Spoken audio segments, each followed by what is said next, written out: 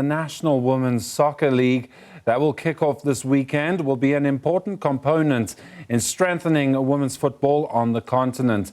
This was the view expressed by the Confederation of African Football at the Women in Sport conversation in Johannesburg.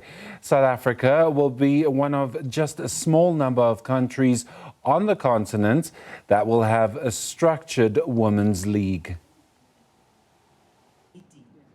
South Africa is regarded as one of the powerhouses of women's football on the continent. Despite the absence of a highly competitive professional league, its national teams have managed to represent the country with pride at major tournaments. Recently, Banyana Banyana and the under-17 national teams qualified for their respective World Cup tournaments, but together with their fellow African counterparts, failed to make a real impact. However, with the emergence of more professional leagues on the continent, it's believed that African countries will become stronger forces.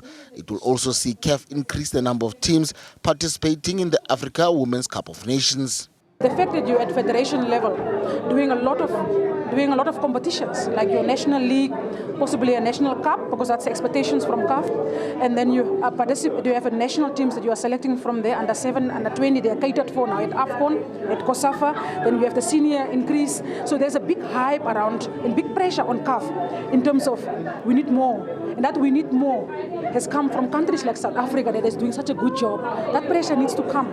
The more the federations do, the more pressure is on CAF, and that's a fact. The National Women's Soccer League is expected to encourage more women to pursue football as a career. It will also be a platform for many of them to express their talents and skills in different spheres of the game.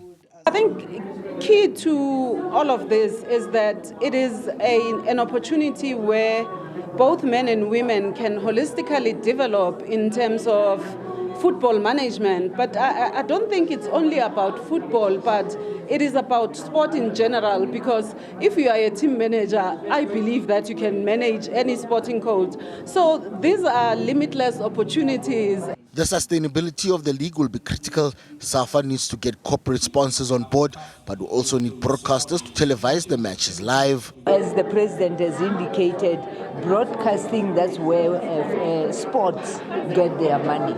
If you don't have broadcasting, it's like you can close your door, you can close your shop.